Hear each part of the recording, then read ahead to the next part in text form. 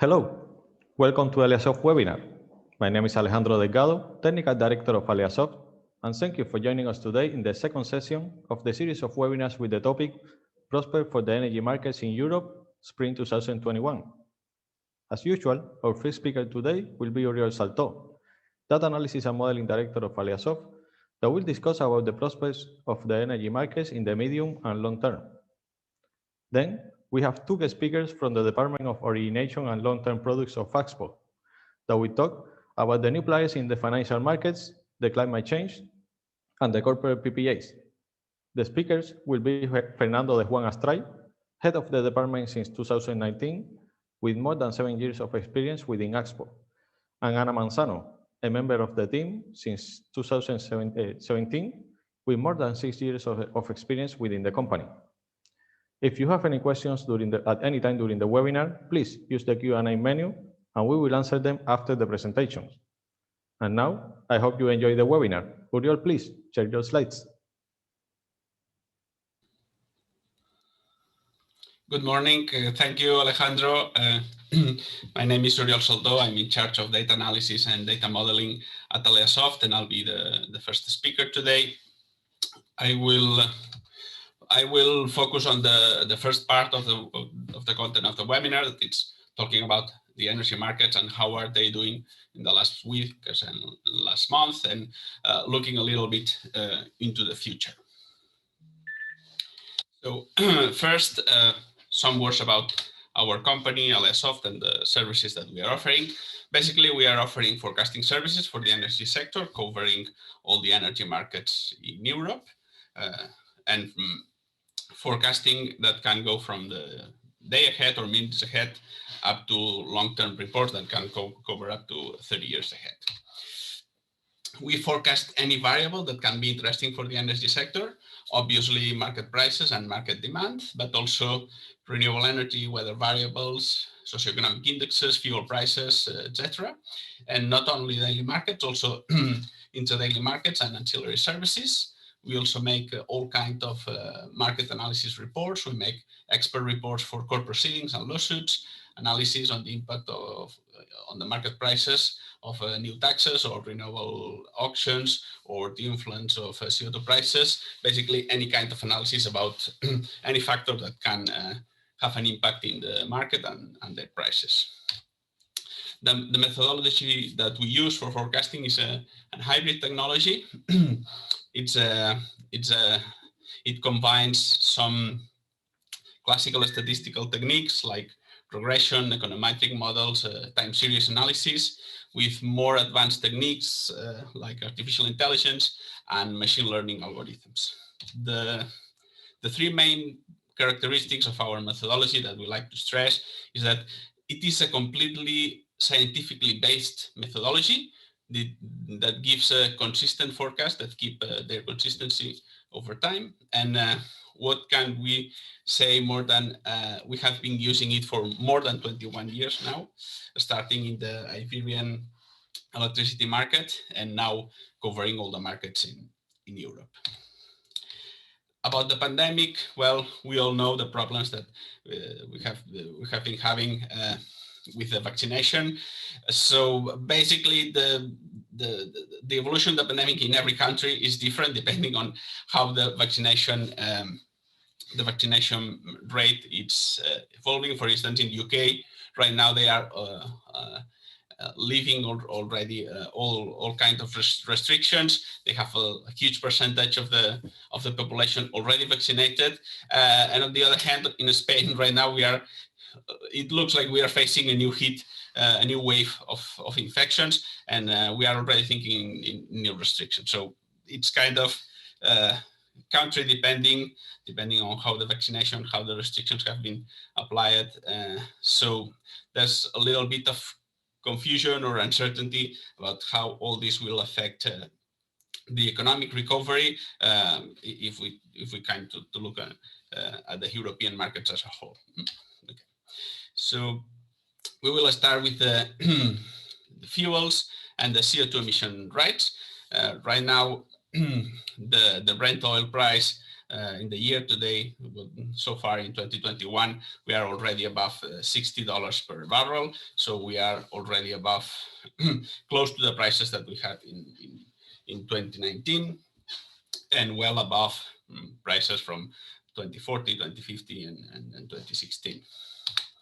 Looking a little bit closer at the recent developments, basically we are seeing a rising trend, an upwards trend. So lately we are being approaching $70 per barrel, and the general trend it's clearly a rising trend.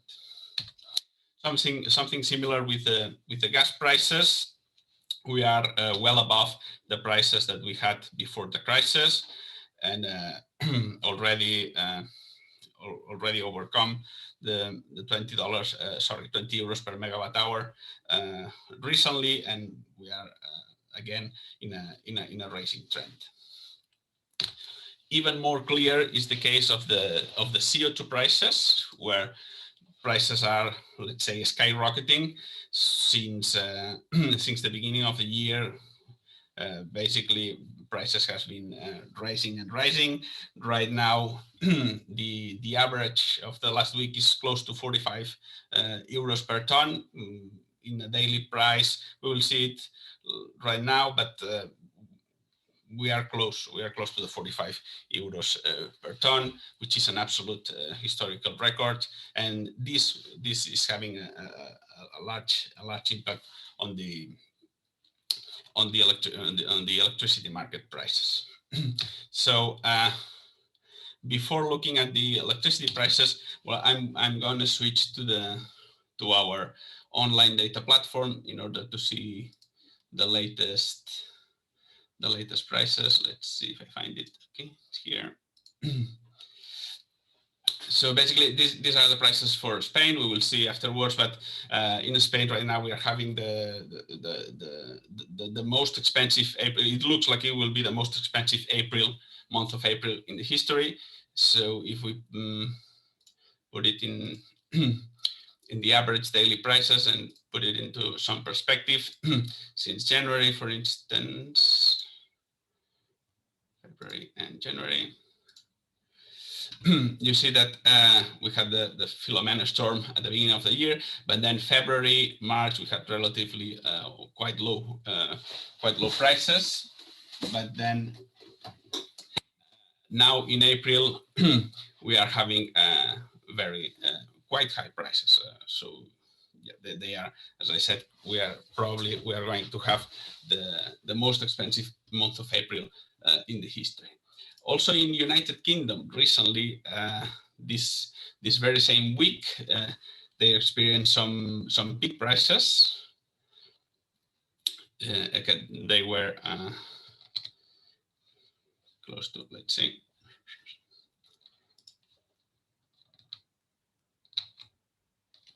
It's taking a while. If not, I'm going to switch.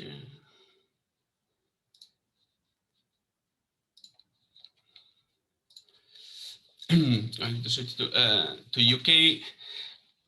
Recently, yesterday, yeah, this was yesterday and the day before yesterday, they registered peak prices around the £30 per megawatt hour.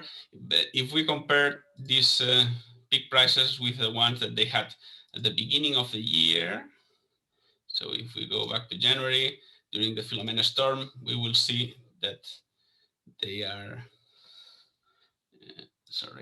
okay. So these peak prices are relatively small compared to those one. But if we show the daily average price, we see that the picture is a little bit different. So yeah, they are lower prices, but much closer to the prices that we have. So really high prices, the ones that we have been seeing in UK this week. And finally, the CO2 prices, as I mentioned, we are going to see how we are not reaching, but very close to the 45 euros per ton. And putting this into perspective, we can see that we are in a very in a clear upward trend since the beginning of 2020, for instance. We can see how the upward trend is really clear. So going back to my slides, I will not have time to go over every electricity market in Europe. You can go to our website. We have available a lot of market analysis reports, so covering every aspect that you may have interest in. This is a summary of the variation of electricity demand of every month since January 2020 up to March this year. The variation of the electricity demand compared with the same month of the last year. So we see how the lowest values that we reached in March, in April, basically in April during the crisis, during the start of the crisis of the COVID-19, and right now we are already above these levels. And also you can see how in Italy right now in March they are having a huge increase in the demand. This is because it is compared with March 2020, and Italy was the first country in Europe where the COVID started, let's say, and the first one that applied restrictions. So the decrease in the demand in Italy started in March 2020. That's why now in March 2021, they are experiencing this huge variation in the electricity demand. While on the other countries, the minimum of the electricity demand was more around April or May. So probably in the next month, we will see these huge spikes in the electricity demand variation arriving to the rest of the countries. Looking at the same variation, but looking at the market prices, we see that right now we are well above doubling in most of the cases the prices that we have this month during last year. And this is a summary of the daily electricity market prices since February. And here we are seeing how in UK the recent spikes that we have just seen in Spain, as I said, during February it was the market with the lowest price in Europe. This is something a little bit strange because Spain is not usually the lowest price, the lowest market, but it was during February. We already had some low prices during March, and right now in May we are one of the most expensive. Looking a little bit into the future, what are the future market saying? This is the forward curve for the Brent oil, and the prices at the short term has decreased a little bit lately. They were close to the $70 per barrel. Right now they decreased a little bit, while at the long term the equilibrium price around $55 did not change. Basically, it's been the same for the last weeks, even for the last month.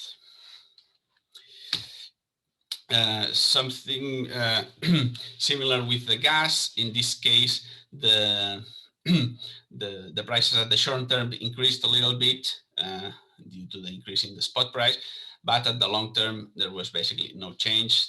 Prices still around 15 euros per megawatt hour. Something that is very different with the CO2 prices. In these cases, there is no such a thing like a long-term equilibrium price. So basically, as the spot prices are rising, also is raising all the forward curve. So at the long term, right now we are having prices over 50 euros per ton. And looking at the forward curves for the power prices, also some kind of following the CO2 prices, and also the raise in the gas and oil prices, forward curves for the power markets are really high. Italy, one of the most expensive, and also Germany and France. In the case of Spain, the prices for Cal 22, also for Cal 23, are also raising. Right now, we are close to 55 euros per megawatt hour, but at the long term, they are still quite stable around this 40 euros per megawatt hour. This is what the traders are seeing right now. And looking a little bit now and into the future. So what are the things that we have to take into account right now when we are forecasting the power markets? Basically, as I said, the thing that we have to take a closer look right now are CO2 prices. They are skyrocketing. The upward trend seems really stable, at least for the last weeks, even last month. So, and this is putting pressures on the electricity market prices in the spot market, yes, but also mainly in the futures market. So these rises that we are seeing lately, basically due to the CO2 prices. So it's something to take into account and to look closely at it. Also, why the prices at the long term are not raising as they are doing in the midterm? Well, we have a planned increase in renewable capacity. This will somehow balance this increase in prices. So at the long term, this equilibrium between supply and demand and what is the price that people are willing to pay for the cost of the energy, what are the revenues that the renewable projects are expecting. So all this equilibrium or this balance will be kept at the long term. At the midterm, as I said, there is an uncertainty due to this fear of a new pandemic, new contagions of the pandemic. So the new restrictions, the different rates of the vaccination, of the recovery of the economy in the different countries, in the different markets, it's putting somehow an uncertainty on how the market will evolve at the midterm.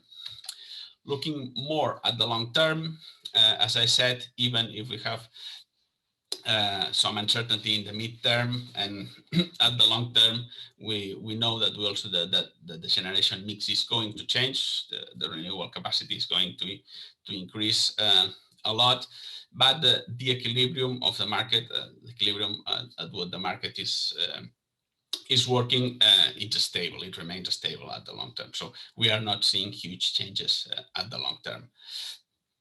And how this equilibrium at the long term will be maintained? Well, basically because there are a lot of factors that have an impact on this. So basically, it's an equilibrium between supply and demand, but also an equilibrium between what's the price that people are willing to pay for the energy into the future, how are the revenues that the new generation projects are expecting. So if we include into that the demand will increase, the flexibilization of this demand will increase.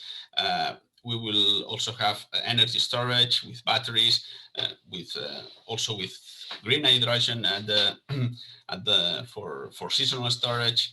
How the CO2 emission rights will play a role in this energy transition. Right now, they are making the coal to gas switch, in the future from gas to hydrogen. So there are a lot of factors, and all of them will be involved in maintaining this balance in the market. This is basically the balance that will make the market to work into the future. And as always, remember how important it is to have a reliable forecasting of the energy market at the long term, because it is an input of the financial models, and having having a reliable price forecasting will give reliable results on your financial models. And as always, well-planned renewable energy projects, if they are well-planned, they are still profitable at the long term. And I will finish just, well, remember some of the things that I said. Basically, just a few words. Some uncertainty in the midterm. At the long term, things are still stable. And what we are, the main news right now are the CO2 prices and how they are rising, and how they will impact the spot market and also the future market.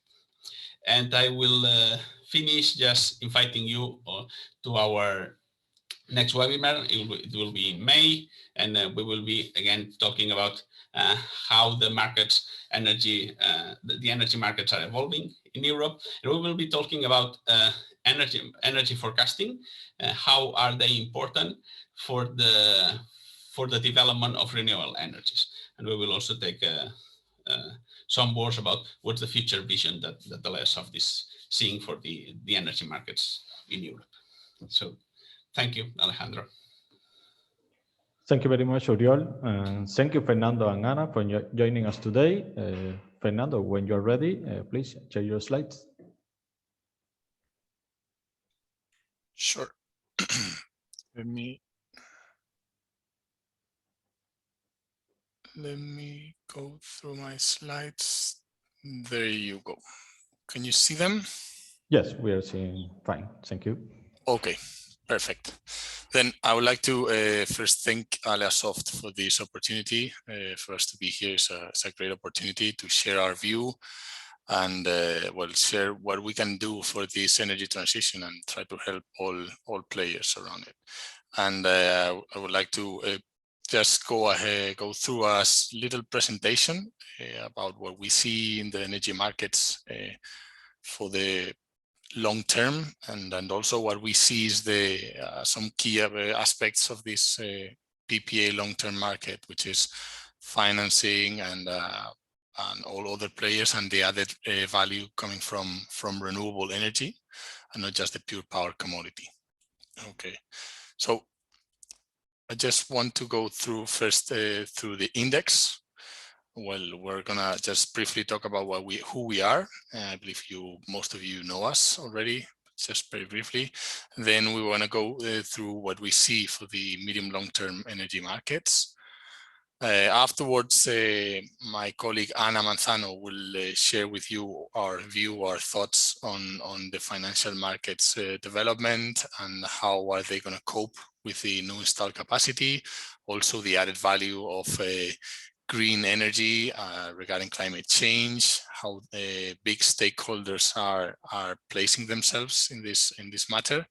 And finally, I will come back to the presentation to finally share with you our views on corporate PPAs, which we believe is the solution, or is one key solution for the industry, but also for the renewable energies. Okay, so just very briefly, I want to introduce you who we are. Well, you might already know us. We are a Swiss company founded more than 100 years ago. We are present in the energy markets worldwide. We are a European-based company, but now we have also offices in the US and in Singapore. So we cover basically energy markets worldwide. We have over 5,000 employees, and we've been present in the PPA long-term market since since the very beginning. We are leaders in the Nordics, where this market started a long time ago, and we were as well, and more specifically to Iberia, where we are located. We are based, Ana Manzano and myself. We were pioneers in Portugal, and we are a strong player in the Iberian market. And of course, just a little mention to our renewable portfolio. We manage over 15,000 megawatts of installed capacity across Europe, and especially big is our portfolio in Spain. So just after this brief introduction, I would like to go through what we see is going to happen in the market, or what we see the key factors for the long-term market, long-term energy market. Okay, so and this is a difficult question. So nobody has a crystal ball, and that's why our friends in Aleasoft are doing such a hard work, and they have these forecasts, and it's a difficult question, and it has no clear answer. Right? I just wanted to lay out some of the factors we see critical here, especially for the Spanish market, and those are the high offer of renewables. We see, and we all know, the growing interest in developing renewables in our market, and that's a clear bearish sign. But then we have other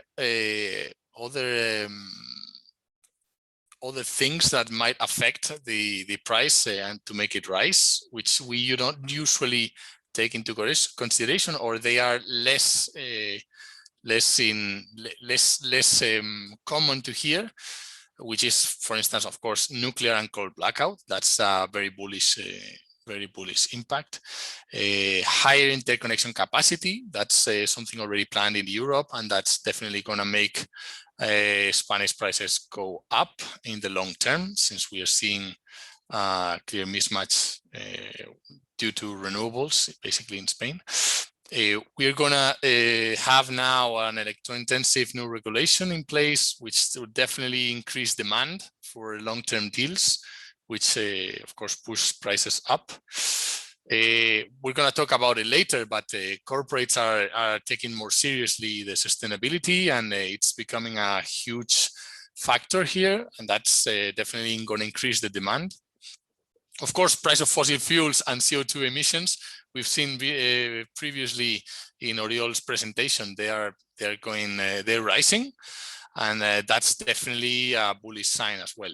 So here the question is, which factor weighs more, and which is the main factor here? That's as I said before, a very difficult question, and we usually tend to consider only the ones that affect us, but it's important to have a clear and transparent view on this. So try not to be biased, and that therefore try to seek advice from professional forecasts, or at least to be aware of all factors.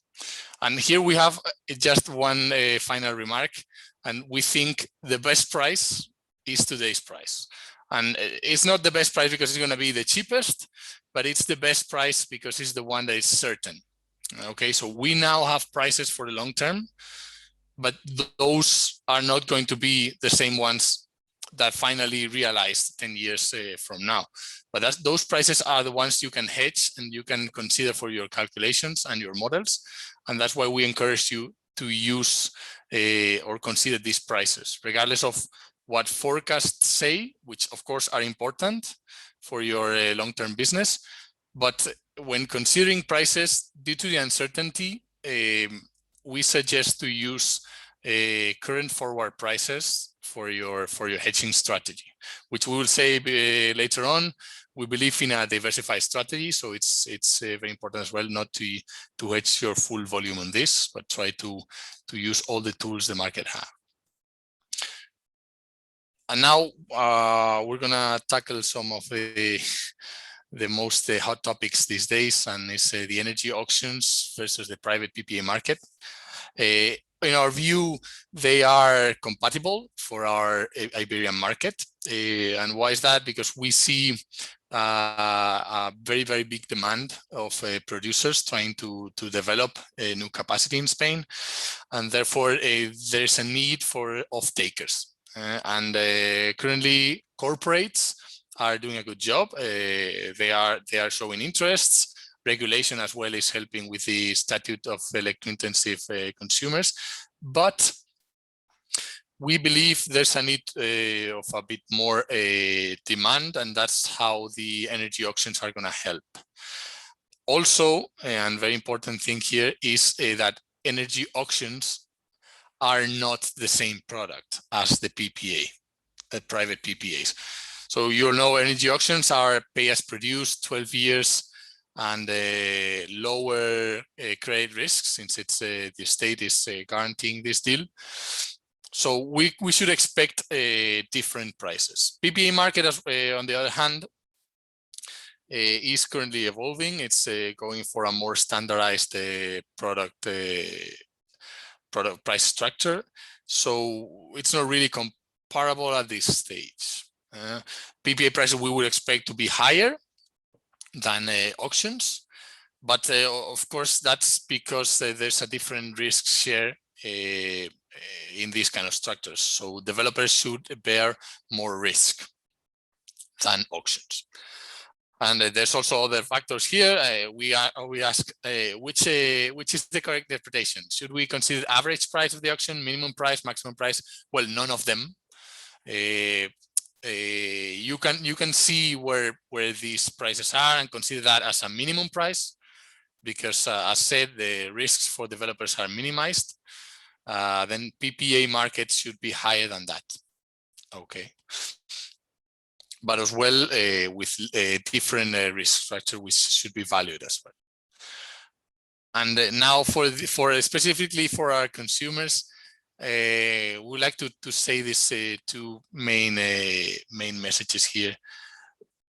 What is the best strategy here? Well, when looking for a long-term price, long-term hedge, you shouldn't consider hedging based on fear, just because it could rise prices. We're seeing now CO2 rising, but that's not a good approach in our opinion. What would make you hedge long term is because your budget is good considering those prices. You have a good long-term perspective, and therefore you are securing that budget, right? And you're doing with a high quality service and guarantees on the other side, and that's a key message here. So don't go to the market driven by fear, but driven by good financial planning. And now I would like to give the word to Anna, so that she can share with you what we're seeing from financial markets and all renewable power, more based on green than pure power prices. So Anna, whenever you can, share your screen.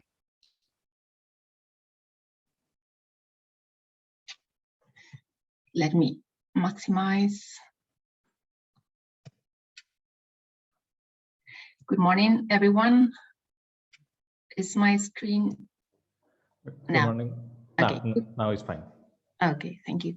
Thank you, Oriol. Thank you, Fernando, for the interesting content. And of course, thank you, Alaso, for this opportunity, as Fernando mentioned before.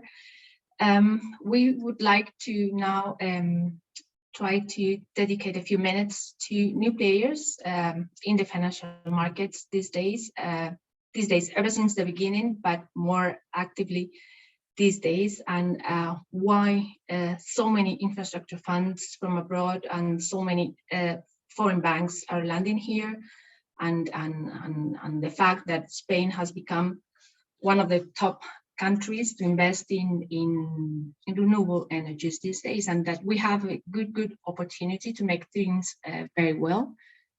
So to put this in context, we would like to put our attention in the numbers behind the new installed capacity. Currently, we have in operation PV, according to Red Eléctrica figures, 10 gigawatts, wind 27. And if we go and look at the PNIEC figures, PNIEC, if you're familiar, I'm sure all of you are familiar, but maybe some people from abroad they're not, is the governmental framework that was approved in 2020 according to reach the European targets in terms of renewable energies. So according to our governmental framework, 37 gigawatts of PV capacity will be installed by 2030 and 50 of wind, which means an increase by 26 and 22 in wind. And if we translate this into euros, that would mean an investment over 80,000 million euros for PV and over 23 million euros for wind. But if we now look at Red Eléctrica's figures as of December 2020, there were almost 97 gigawatts with grid access permits authorized and 33.6 of wind. We know some of these gigawatts will not go or come to a good end because environmental permits, authorizations, that's becoming trickiest as we go on and as more capacities installed. But most of them probably will see the light. And if we translate this into euros, we're talking about more than 65,000 million euros for PV needed and more than 33 million euros for wind needed. This about new installed capacity. But if we now look at the initial public offerings that we have and that we read in the papers these days, Rexel transaction is going on for more than 4,000 million euros. Acciona with its own IPO, more than 7,000 million euros. Oped Energy launching its IPO for about 400 million euros. Ecoener, Actor Energía, etc. And aside this, we also have the M&A transactions. There has been a lot going on about M&A ever since this market started. And these days we read on the papers that Bankinter and Plenum Partners are selling its renewable portfolio for more than 1,000 million euros. Grand Solar is on sale, and Brookfield is selling its thermosolar assets for about 2,000 million euros. So if we take the three blocks together and if we add the numbers, we go to a tranche between 50,000 million euros and between 50,000 million euros and 110 million euros needed in terms of investments. And these investments, these figures are incredible. It's really hard to really think what that means, but what we see and what we're seeing is that a lot of infrastructure funds, global ones, have landed ever since 2016, 2017. Some of them, Aquila Capital, BlackRock, LMI, Foresight, Northleaf Capital Partners, and we also see foreign banks landing here, some of them operating from their headquarters and some of them even opening offices here, Nord LB, Bayern LB, KfW, Investec, etc. Sometimes we even have to Google them because we don't know where they come from and we don't know them, but they're landing here and they've seen the opportunity of Spanish renewables. We have a very good opportunity to make things well. And another good thing, not only liquidity they bring to the market, but we have the opportunity to learn from them because they have different ways of doing things. Some of them are even more developed than the ones we do, or the way we do things here. They bring creative mindsets and taking into account that the numbers are incredible and it's hard for the local banks to really, it will be impossible for the local banks to provide that liquidity. We better welcome them and we should pay attention to the way they do things and learn from them. We had an experience in the past because we had an experience in the past and we've learned, we're multinational, we have offices in the United States, Nordics, and all the hubs talk frequently. And we know that the way they structure these type of PPA transactions with a bank involved is different than here, and that the off-taker is part of the economical financial structure, meaning that the banks are used to, for instance, sharing the security package with the off-taker and not asking the off-taker for explicit guarantees to the developer and the bank themselves. So what we're trying to say is that pay attention to these, learn from them, welcome them, and let's hope that we develop and we provide what the market needs and the opportunity that we have ahead of us.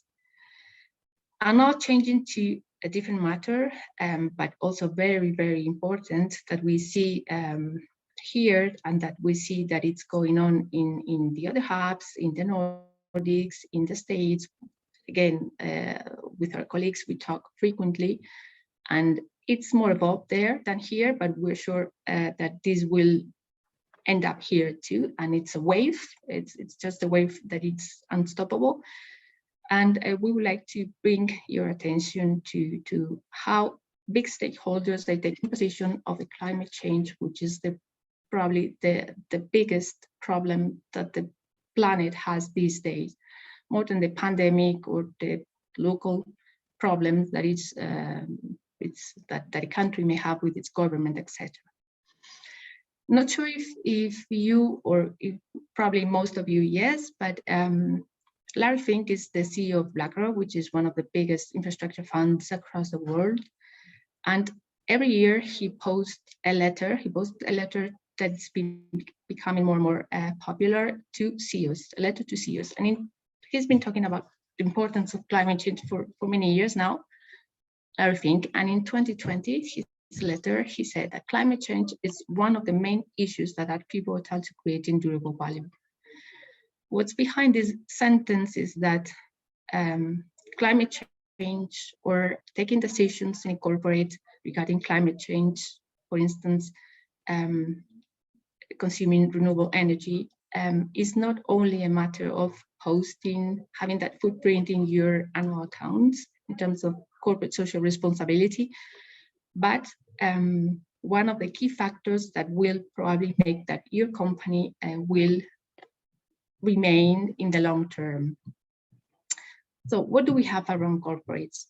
We have stakeholders, we have a legal framework, and we have best practices frameworks going on. Stakeholders, which are the main stakeholders, the main stakeholders of a corporate? Of course, clients, it's clients.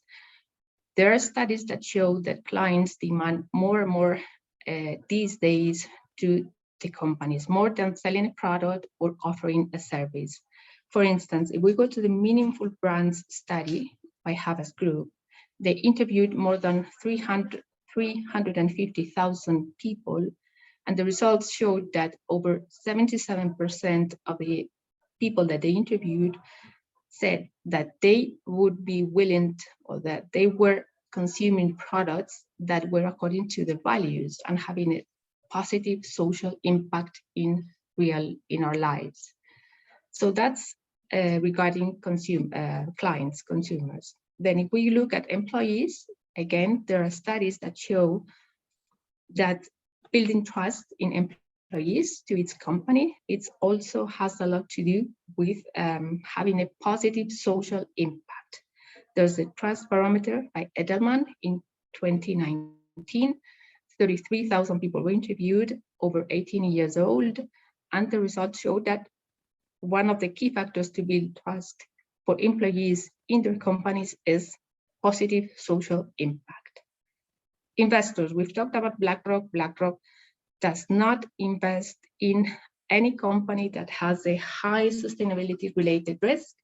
They ask potential investment companies, what's their purpose, what are their practices regarding environment and all that. And BlackRock is one of the main investors across the world. And then we have peers, providers, all the associations that are coming out these days, like REBA, Renewable Energy Bias Alliance, RE100, Climate Actions. These are associations that are arising, that have arisen for quite a few years now, that where companies, big stakeholders, get together with a common goal to make a stand regarding the climate change. And then besides stakeholders, we have legal framework, the Winter Package, PNIEC in Spain, and some other regulations that set commitments for the companies to disclose certain information about climate change in the financials. So we have regulation coming out. And finally, best practices framework. Maybe some of you are familiar with the United Nations Sustainable Development Goals that were developed a few years ago, 17 goals. And last year, for instance, United Nations said that business as usual is no longer acceptable. And all the countries across the world have adhered to the United Nations Sustainable Development Goals. We have here the Agenda 2030, depending on the presidential directly. And their job is to translate into practice, into actions, that framework. So a lot is going on around corporates, stakeholders, legal framework, best practices. This is a wave, unstoppable. And we would like corporates, when they take the decision to buy energy long-term, not to think only about price, but also these other factors that are weighing more and more these days. And if we land all that into our day-to-day routines, then we read on the papers that ING said a few days ago that brown corporates will have difficulties for financing in the future. Philips, 10% of their strategy is about sustainable development goals. BBVA, one of the largest banks in Spain, will stop financing clients with gold-related activities, and Santander will not grant any credit facilities to gold-related companies by 2030. So this is coming, this is for real, and this is unstoppable. Now, my colleague Fernando will follow with the end of the presentation. Thank you.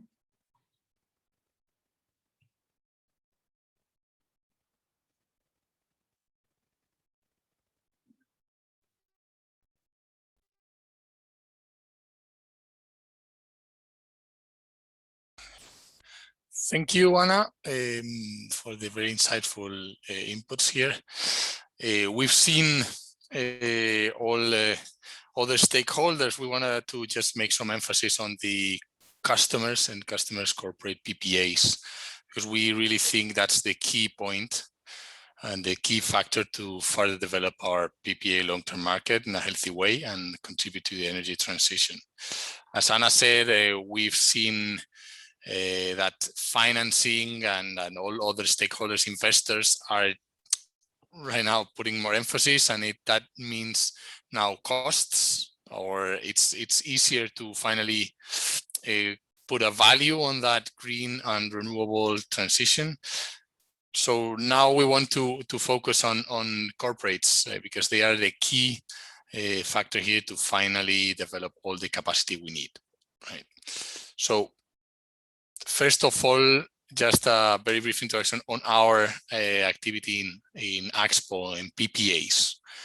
Okay, we have a long experience in PPAs. As I said before, we've been part of the long-term PPA market for more than 15 years across Europe and in the USA. We have, as said before as well, more than 15 gigawatts of renewable portfolio in Europe. So we know the renewable technology. We are very familiar with it. And this figure is for sure out of date, but we've closed more than 3 gigawatts of PPAs in Europe. And so we have a lot of experience in renewables and in PPAs. And more specifically in Iberia. We've been there in the PPA market since the beginning. We closed our first 2 PPAs in 2018. We were pioneers in Portugal with the first project financed PV power plant there. We signed a PPA, 25 megawatts, also a 20 megawatt wind PPA in Spain. And since then, we signed PPAs in 2019. In 2020, we increased our portfolio significantly. And just by this quarter of 2021, we've already signed 100 megawatt wind PPA. And we are in final negotiation, final stages to sign another 100 megawatt package PPA. That's on the producer side. On the consumer side, we experienced an increased interest in 2020. We sold over almost 3 terawatt-hours, and we are currently following this trend in 2021. We even expect to double these figures. And that's more or less the picture we're seeing in Axpo, and we believe that's the same trend we're seeing in the market, increasing interest in long-term deals, long-term PPAs, more renewables coming online, and also more customers, more consumers taking into account these long-term deals as part of their strategy. Well, now, why we think corporates are really taking a leading role? Well, why do they want to sign these PPAs? What's the added value for them? Well, we see, well, that's good for the financial planning. As I said before, they have a fixed income, which would facilitate or a fixed cost, sorry, which would facilitate and ease their budgeting and would lock some P&L on their activities. They are also looking for a specific price profiles due to their consumption, and that's also making the PPA market evolve. We've seen that the market is coming from a pay-as-produced structure to more baseload structures due mainly to these consumers. So they are pushing the market and making them evolve. Also, the sustainability, as said before, it's becoming a growing interest, and it has a growing impact, direct impact in financial accounts. And of course, the diversification of risks. As said before, we believe PPAs should be part of a well-diversified portfolio of energy purchases, and you should use all the tools the market has to offer. Also, we believe large corporates are key in the long-term energy market, and they make possible the growth of industry. Sorry, there's here a mistake on the presentation. I hope it's not difficult for you to follow.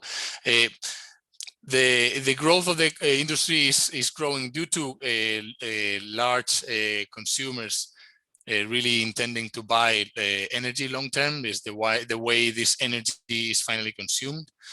It's a solution. It's helping the market develop more efficient solutions, increased research in the technology to improve all PV modules and wind turbines. Also, advanced engineering is pushing for the industry to become better and offer better solutions. Now, what we can do, what we can offer from Axpo, how we deal with these requirements from large corporates in the long term, where we offer flexibility with different type of contracts, hedges, pricing solutions, invoicing. We offer tailor-made solutions. We know clients and large consumers in the end don't have the same concerns, same requests. We are able to adapt our solution to them. We offer different profiles, baseload, solar, different structured products, added value, optionality. We also offer, of course, PPAs on-site plus off-site and the same solution. So self-consumption plus renewable energy supplied. We are, as said before, risk management experts, and we also have a huge portfolio of renewables. So we have a strong position in Iberia as well. And of course, guarantees of origin. We manage a lot of different guarantees of origin from renewable assets. And we are certified as a guarantee of origin trader, and have some agreements with the developers, the top developers in the country, to offer their guarantees of origin from really additional power plants. And what we can do is just share with you some of our clients, which really talk about us better than ourselves, and just a few of them. Perhaps the most well-known worldwide. We see the BlackRock, we see Solaria, Exolum, the former CLH, CaixaBank, GE Capital Bank, Luxcara, Norsk Hydro, Santander, and that's what we just try to share with you here. We are a reliable partner, and all these well-known companies rely on us for these long-term deals, long-term transactions. And just as a conclusion, I would like to say, well, thank you, everybody. Here are our contact details in case you want to know a bit more about this, know about our solutions, the way we can help you. And just as a final conclusion, I would like to say that the energy transition is everybody's role. We've seen how banks, how investors, how stakeholders are pushing for this energy transition. We are now encouraging final customers and consumers to also push for this renewable energy transition, and not only ask for low prices, but also ask for this green energy, green added value and additionality that these new power plants can offer. And we've seen also regulation pushing for this renewable energy transition, with a statute of electro-intensives in Spain, and also the development plans from the government and state auctions. So it's everybody's role. We have to push forward and look for it. And well, thank you very much. This is the end of our presentation. I guess now, Alejandro, we can tackle some questions from the audience. Of course, and thank you very much, Fernando and Ana, for that great presentation, very detailed presentation. And yes, we will start now the Q&A section of the webinar, but we will answer only a couple of questions due to time constraints. I believe Uriol already has a question. Uriol? Yes, thank you, Alejandro. Yeah, I'll be really fast. We are looking for a long-term forecast for Italy. Why can Alesoft be an option? Do you have experience? The answer is yes. If you remember that Europe map that I showed at the beginning, we are covering most of the European markets. Italy is one of the markets where we are having more experience. After the Iberian market, Italy was one of the first markets that we start modeling. And yes, we are making forecast of the PUN, the national price, also the price for the market zones, for all the market zones. And basically we are offering long-term reports. We are including the price of the forecast of the hourly price for the next 30 years. So hour by hour price for the next 30 years. We are offering confidence bands, not just alternative or alternative scenarios, but we are offering confidence bands that we are putting a statistical probability metrics into that alternative scenarios. So yes, and if you need more information, just write us. Thank you, Uriol. Fernando, you have a question selected. Yes. What do you think about cross-border PPAs? Well, that's a growing trend.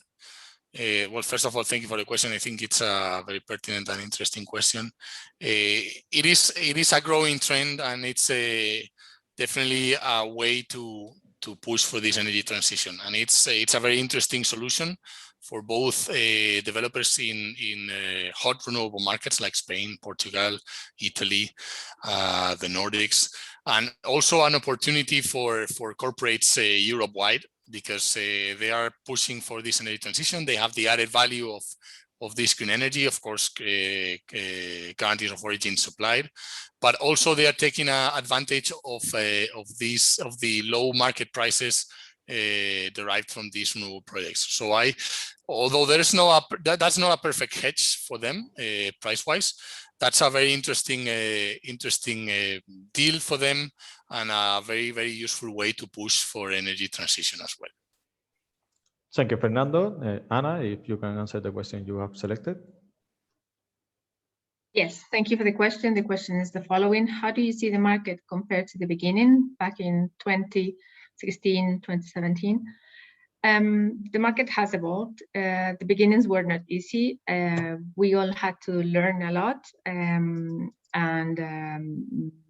What we see now is the producer side has evolved. It's not a mature market because we still have a lot to learn and new ways of, as I said before, of doing the same things. But it's a stable market. On the side of the consumers, they're a bit more slow. They're slower than the producers, of course. Probably the producers take them 3 years ahead of time, and the pandemic has affected them a lot more, we think. But as we said in the presentation, as Fernando mentioned quite a few times, we think they play a key role in this market because the capacity needs to be de-risked, and they're key here. So we encourage them and to join this market and have a positive impact in the environment also. So that's how we see the market these days, very briefly. Thank you, Anna. Thank you. I see that we have some interesting questions still. Uriol, if you can tackle the question you selected. Okay, if there's time for one more, I'll be really fast. What effect, if any, could be rising CO2 prices have on PPAs and guarantees of origin?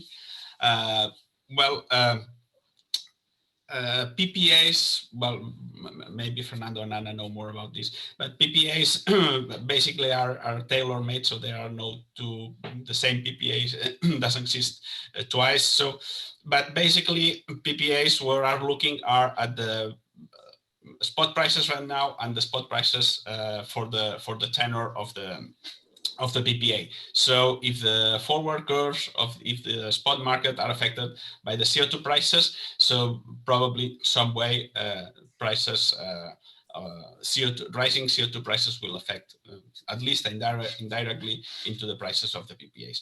And in the guarantees of origin, I don't know, maybe Fernando knows more about this than myself.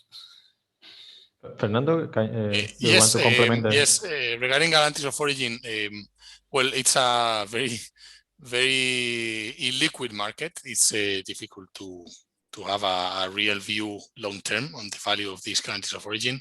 There are several factors pushing up and down, growing interest in renewable energy, but also the new power plants coming online. So there's going to be more supply for guarantee of origin. It's difficult to say what is going to happen for this long-term market, but definitely what I can say is it's going to play a significant role in the future. And regarding CO2 or impact on GOs, I would say it shouldn't have a clear impact, right? It should have an impact on price, but it's not gonna reduce price GOs, right? Which is what CO2 is doing right now. So I would say CO2 prices should have nothing to do with GOs prices, but definitely would have a lot to do with power prices, as Uriol just mentioned. Okay, thank you, Uriol and Fernando. And we will answer just one more question. Fernando, I see you have selected one more. Yes, just a question here regarding us, if we are offering PPAs on both demand and supply sides. Yes, we are present on both sides of the value chain. We are offering solutions to developers buying long-term energy, and also we are offering long-term solutions to end consumers. So you can contact us if you have any specific interest on both sides, and we can definitely help you with that. Okay, perfect. So thank you again, Uriol, Fernando, and Anna, for your presentations, for your questions, your answers to the questions, and the audience for joining. Have a nice day. Thank you. Thank you. Bye-bye.